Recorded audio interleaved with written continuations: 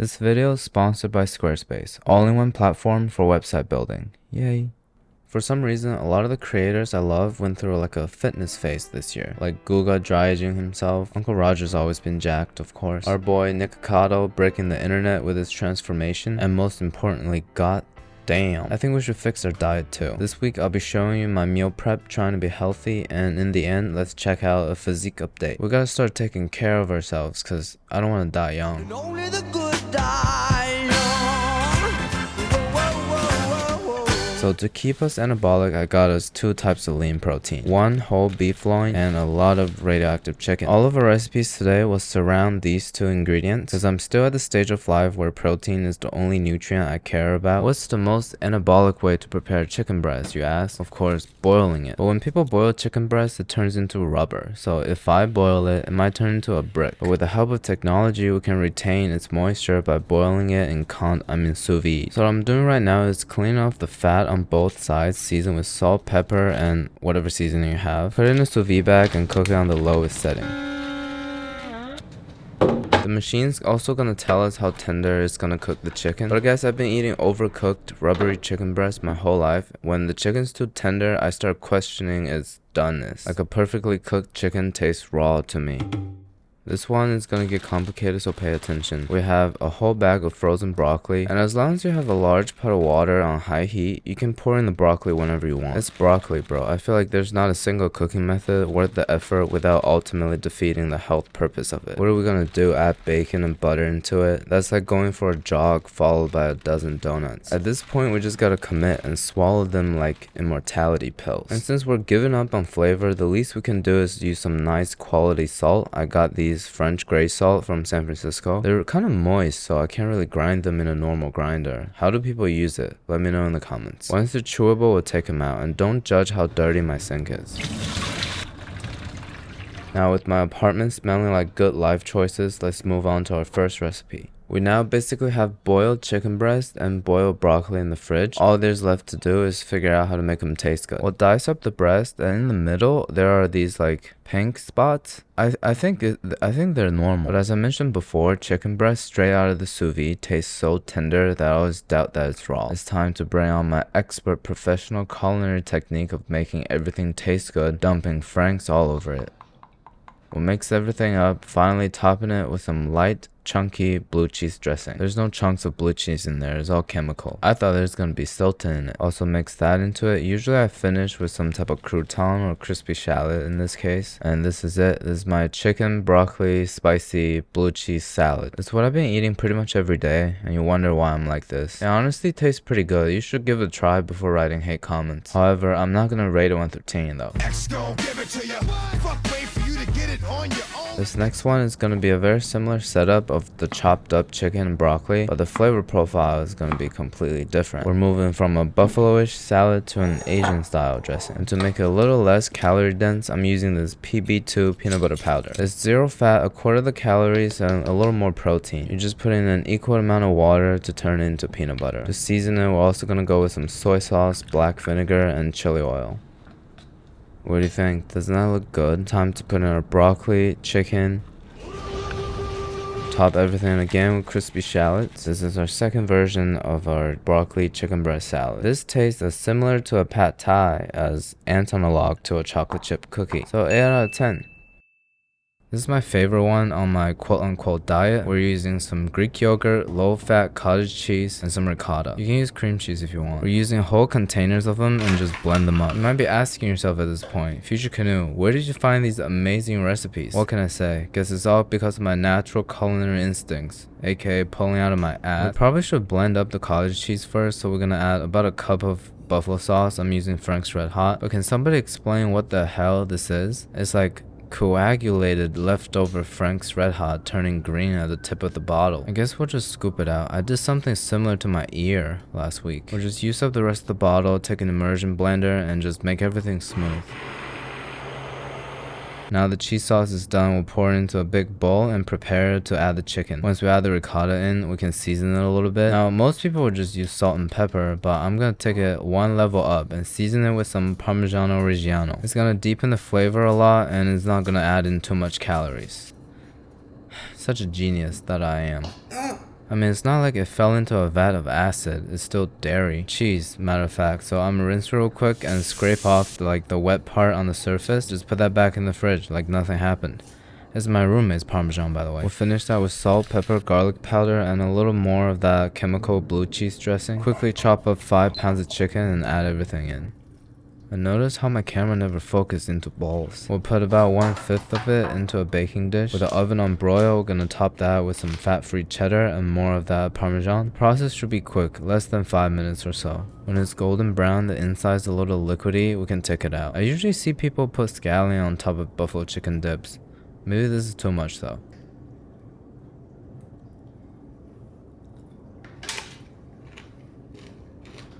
Without a doubt is the best one so far. I think we're pretty far from health with this concept, which is why it needed that top layer of green covering. I'll give it a 9 out of 10, and I got all these new brands of crackers to try it with. Cause this week I'm also all about trying new things. You know what else you should try?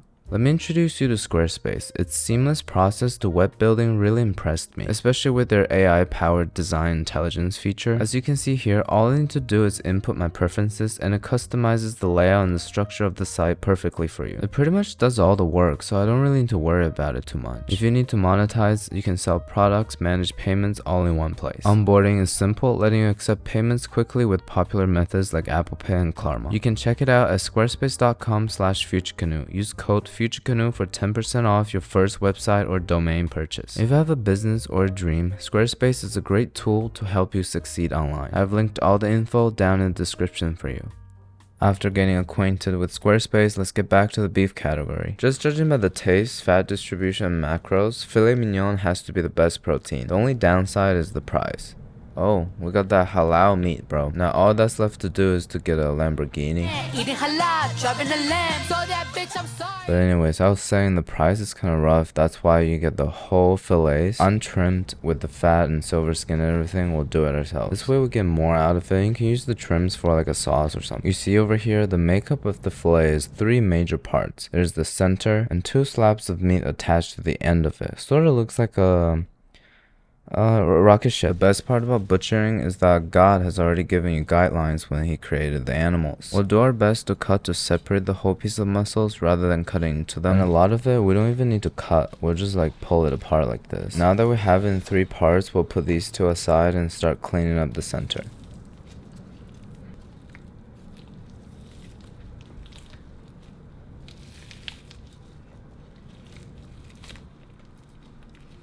As you can see, the tissue should be pretty easy to pull off. To take off the silver skin, we're gonna make a cut as shallow as possible at the end and then just pull it backwards. So as far as you can, and when you start feeling resistance, we'll put it backwards. The opposing force of the knife in your hand is gonna make the cut more even. Otherwise, the fillet is gonna look like a Lego piece. This part on the right over here, I think is the start of short ribs. So the marbling gets really good. But you can leave it if you want. The more fat, the better, you know? Then we'll cut out the centerpiece, and this is what they call a Chateaubriand. I'm always impressed at how USDA Choice has such good marbling. Every time I hold this big piece of a meat, I start thinking about Gordon Ramsay. But to resist the urge of turning into a beef Wellington, we'll actually waste it by cutting into really thin slices. This is such a good piece of meat though. You know, I'm gonna save a couple pieces and only use the rest, because what I'm about to do right now, you guys are gonna get so mad. But anyways, for these pieces, we'll just salt them and dry brine overnight. For the rest of them, we're gonna cut as thinly as possible into these long slices. Gonna give that cucumber circling trick a try to open up this end piece. This is going really well. I feel like I really improved since I first started. We'll put the beef back into the fridge and move on to the cabbage. Here is a head of ghost napa. Looking at it is making me want to make kimchi for a video. It always looks so satisfying when they split the bottom into 2. What we're doing here is just separating all the leaves and stack them up together. We're actually making lasagna. You'll see what I mean. With the cabbage and the beef, we're gonna stack it up to like 1,000 layers. This is gonna take so long, so I'm gonna put on something fun. Because doing repetitive work without entertainment is like spending time with your family without food on the table. It's just torture.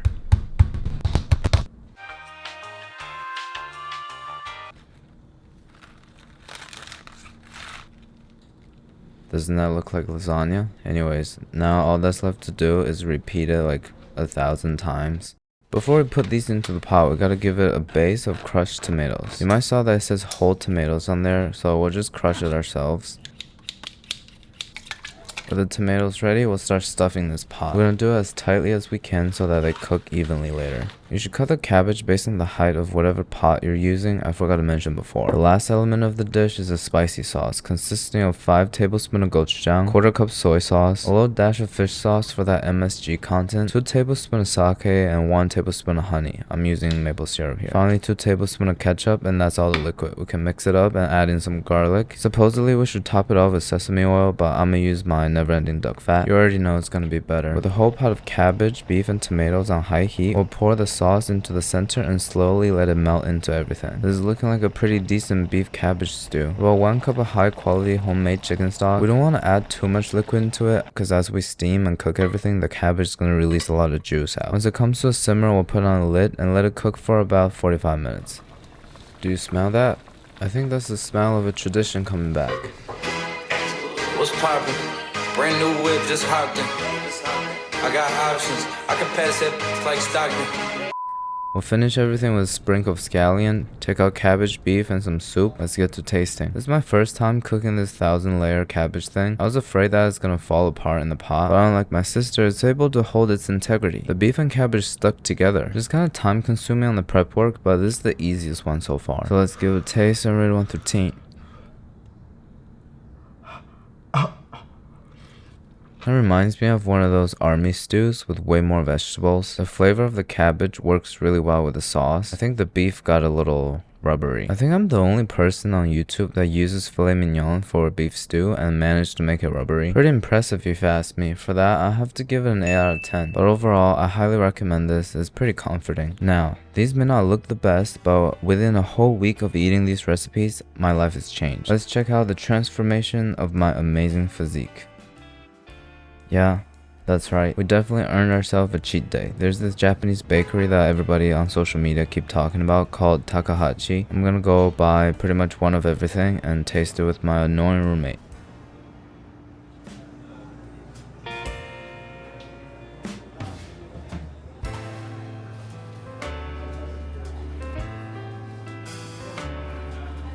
Like everything on the top row, like one of each. This place is pretty underwhelming. It's a nice cafe and all, but all the items are kind of basic. They're known for this matcha crepe roll, so I got 2 of those. Let's pretend I just got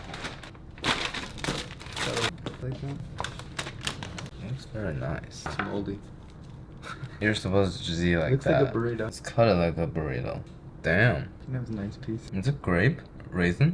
What do you think that is? But what is I it? feel like it's black. Oh my forest. god. It's a red bean. Dude. Oh yeah. Yeah, it's sweet red bean. We're dumb. 7.5. Candy looking. This is coffee. Also, I can smell it. A little dry. That's what I was gonna say. You want coffee?